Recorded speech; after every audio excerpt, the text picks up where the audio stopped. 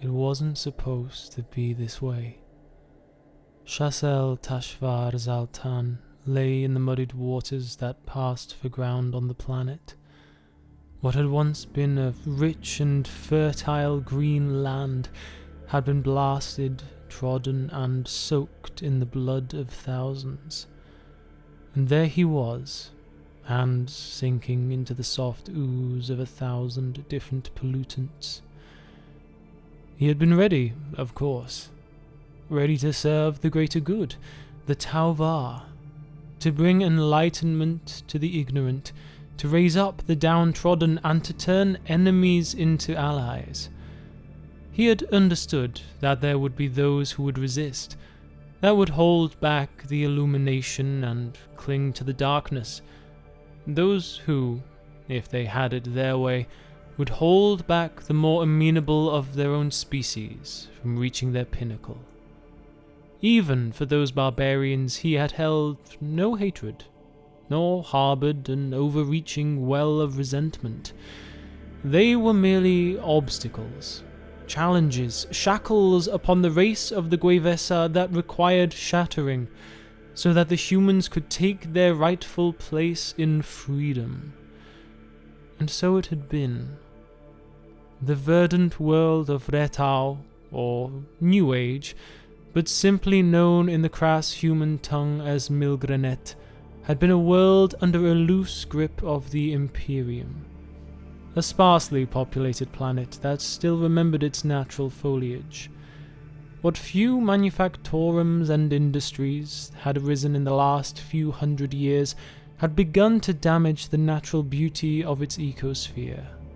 Smog and pollution billowed out from the towering chimneys in its primary industrial centers, spreading acidic rains across the land. The biomes of nature felt the sting of the Imperium's touch, from the avians in the sky to the fish in its seas. Nature was fighting, of course. It would have taken centuries more for the damage to be irreversible. This planet had still had a chance of regaining its natural place in the universe and to keep the memory of its lush fields and flourishing forests alive. A perfect place for the TheOWNI. A relatively underpopulated world that still held the generational memory of what things were supposed to be. The tales through the generations of a better place, a better world, a better system. A place where the imperial cult was not so deeply embedded through a millennia of tactically wielded guilt and fear by the ecclesiarchy. Zaltan was not of the water caste, but he knew their skills and abilities. Many a world far worse than this one had been brought to clarity by their rhetoric and reasoning. Ret'Au was truly fertile ground for the TheOWNI, both in ecology and population. With the TheOWNI's help, they had seized back their planet's natural state and no longer suffered under the suffocating masters of Terra and Mars.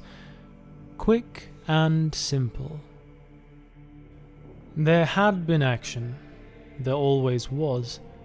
No matter how well the water caste enacted their duties, the Imperium had ever been adept at installing blinkered, narrow-minded zealots throughout the galaxy, and they had a millennia of experience.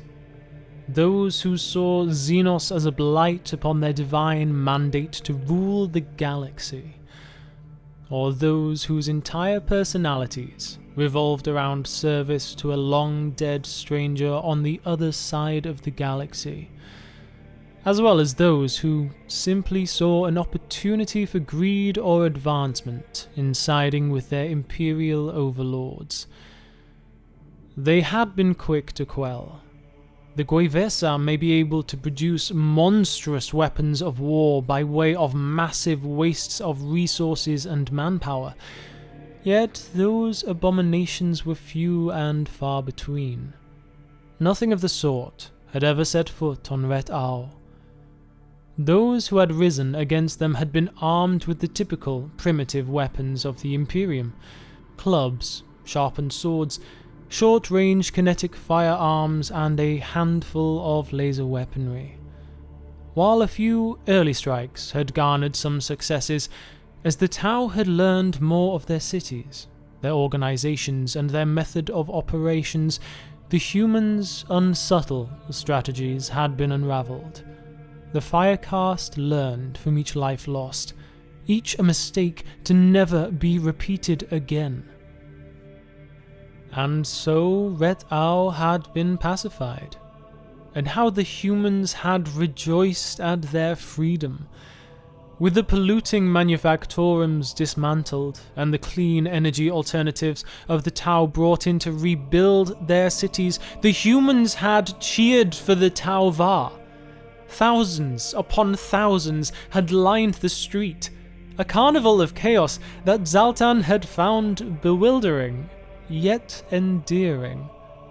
They were brash in their laughter and raucous in their joy, but they were a genuine species. Yes, quick to anger, but also quick to express all of their emotions. He had walked in that parade, his head held high in pride that millions of souls may now live in peace and prosperity beneath the Tau Va and the gaze of the ethereal caste. He had looked out at each and every face in that parade and seen kindred among those not of his own race, cousins brought together into one family, those unknowingly lost, brought back into the fold they had never been a part of. Now he knew better. Whatever he had seen, witnessed, or felt in that moment was either the rare few of the species, or merely the thin veneer of civility that lay over a brutal and feral race. A type of being with a hole in its heart and savagery in its soul. The beast of nature masked by man.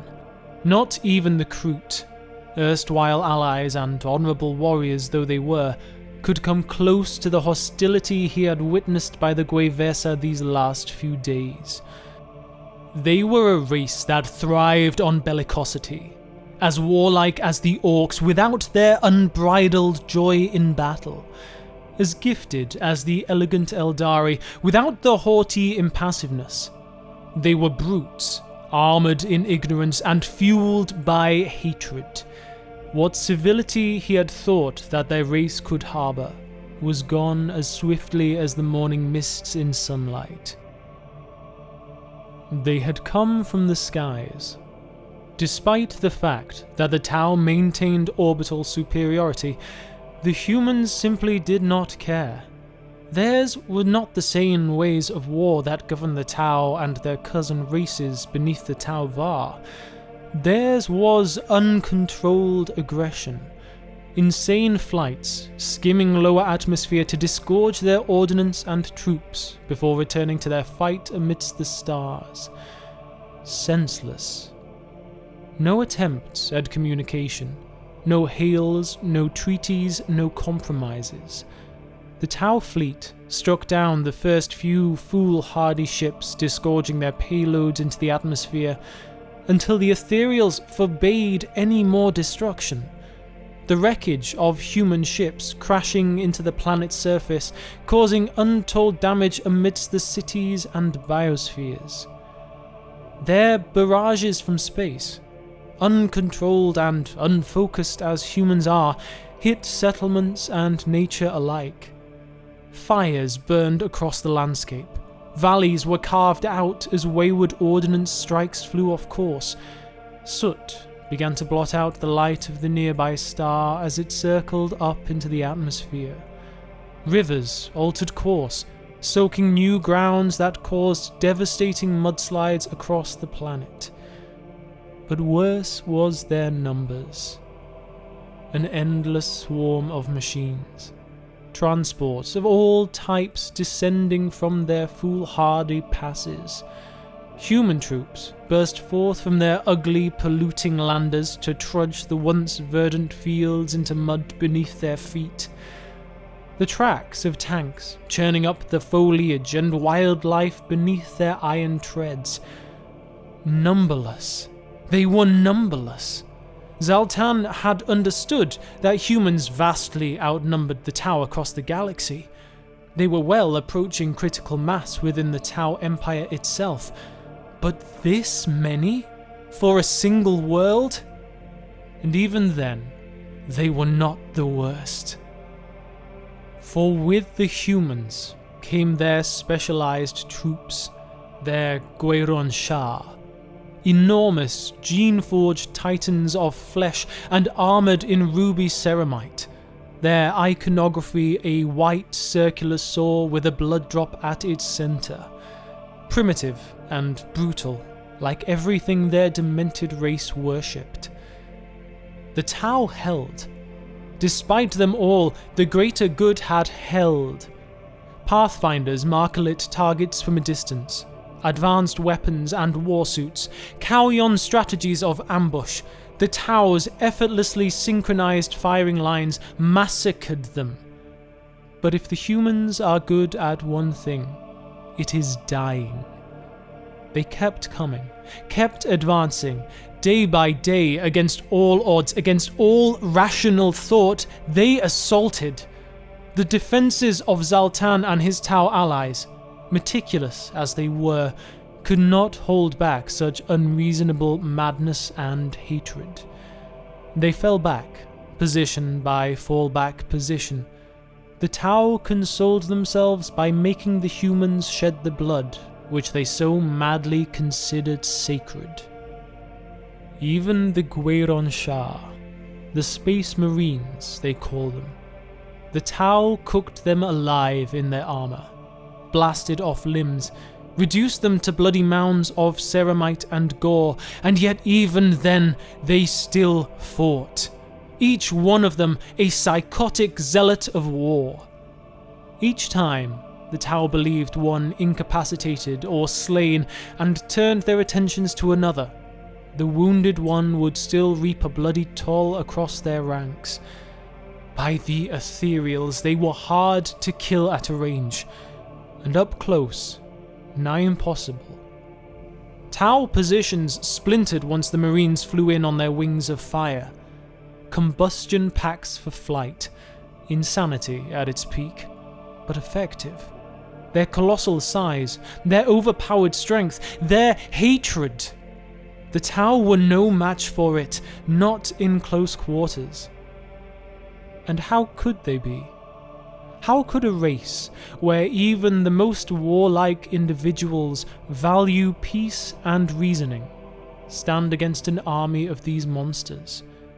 Fueled by ignorance, driven by spite, motivated only by killing. The Kroot and the Vespids held marginally better due to their natural abilities. The Kroot's physicality, superior to that of the Tau, and the Vespids' natural flight allowing them to evade and transform the battle into 3 dimensions, yet they too were riven into scattered pockets of resistance beneath the onslaught. Zaltan's fire team had been entrenched, awaiting a fresh onslaught, when the Devilfish support had exploded behind them. Shrapnel rang out, tearing its way through the armor of his squadmates. It was all wrong. The stealth teams should have reported enemy troop movements. Their cohesion as a force had been based on the synchronicity of multiple arms of the Tau military working in concert. If the stealth teams hadn't reported, it was because they were no longer among the living. From the flames and debris of the Devilfish raced the giants. 3 of them that dwarfed Zaltan's fire team, yet raced towards them as swift as the wind. An oncoming wall of death. The Marines tore into his men.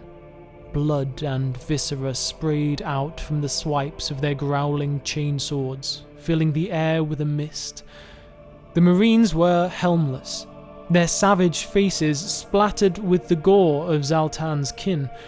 The deep blue-green of his people's blood ran down their fanged maws, as two of the Marines lifted their victims and sunk their jaws into the dying fire warriors' necks. The remaining Marine had backhanded Zaltan with such force that he felt his organs rattle around inside of him as he flew through the air and landed in the mud and the blood and the water. Of a world that had known beauty once, that had stood on the precipice of achieving so much more, now the Imperium had returned to drag it back into ignorance, kicking and screaming. His warriors were gone, broken bodies lying where they had fallen, or being exsanguinated by the armoured angels of death before him. The Marine who had struck him strode towards him with a slow purpose. Zaltan was no threat. Prone on the ground and weaponless, he was not a warrior, not a soldier, merely a piece of fodder for their dark predilections. Zaltan tried to choke out a curse, a condemnation, a damning final statement, something to haunt the Marine through his years, yet he found that he could not. The strike from the Marine had temporarily paralyzed his diaphragm. And what would have been the point, he thought? These were creatures with no understanding to be found, no quarter given. For words to leave a lasting mark, the one who hears them must have empathy. And by garbing their souls in ignorance and blinding themselves to all that was possible, they had become creatures unblemished by the curse of morality. The Marine lifted Zaltan to look upon him face to face. Zaltan attempted to gasp for air as he stared at the cyan-sprayed visage of this monster of humanity. His feeble clutches at the Marine's armoured glove were as those of a child against a tank. The Marine opened his mouth, and the long canines glinted an eerie ivory as he slid them into Zaltan's neck. Zaltan knew not what would take him first, exsanguination or suffocation. Yet as his life slipped away and darkness beckoned around the corners of his vision, he feared in that moment. Not for the Empire, nor even for his life, but of the blackness of the beyond that awaited him. The Guevesa had their gods, their false promises of an afterlife to cleave to. The Tau held only their secular faith in the Tau-Va, and the greater good did not await him in that endless silence.